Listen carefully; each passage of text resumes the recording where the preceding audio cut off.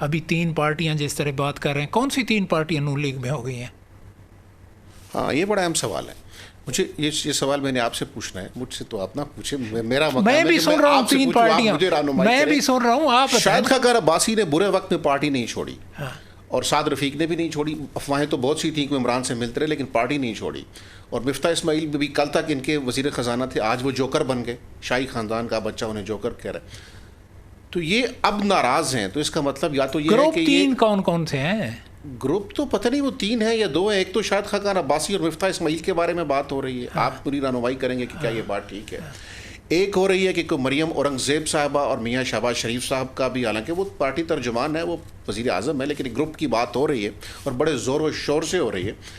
اور ایک تیسرا گروپ میاں صاحب کا اور مریم صاحبہ کا بھی ہے. تو اب پتہ نہیں چل رہا کہ یہ گروپ بندی ہے یا موروثی سیاست کے خلاف کوئی ریوالٹ ہے یا شہباز شریف صاحب کی شریفانہ سیاست کے خلاف کوئی ریوالٹ ہے. یہ تو اب آپ بتائیں گے کہ یہ کیا ہو رہا ہے. کیوں بلال صاحب ہمارے ساتھ ہیں؟ ہو چکی ہے.